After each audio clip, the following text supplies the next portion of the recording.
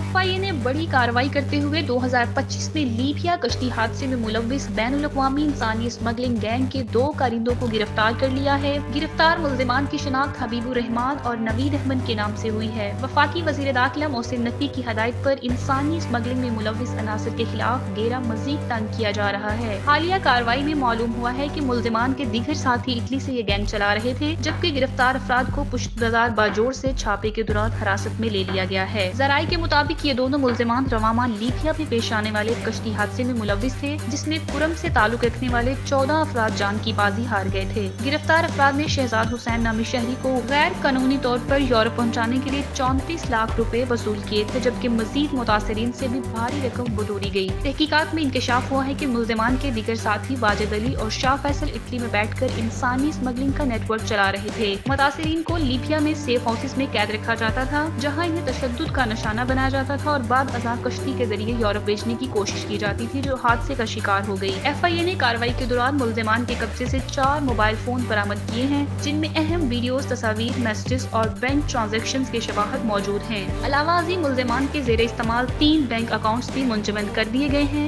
FIA Hakam का कहना है कि मुल्जिमान के खिलाफ बाकायदा तहकीकात शुरू कर दी गई हैं और इंटरपोल के जरिए बैरून मुल्क मौजूद इंसानी स्मगलिंग के मफरून मुल्जिमान की गिरफ्तारी के लिए इक़दाम किए जा रहे हैं। डायरेक्टर FIA कोहार्ट जोन ने वाज़ेह किया है कि कश्ती हादसे जैसे सानिहात में मुलव्विस अफराद के खिलाफ क्रैकडाउन जारी है। इंसानी स्मगलिंग में मुलव्विस किसी भी शख्स को मासूम जानों से खेलने की इजाजत नहीं दी जाएगी और तमाम मुल्जिमान को ठोस शवाहद की रोशनी में करारवाकी सजा दिलवाई जाएगी।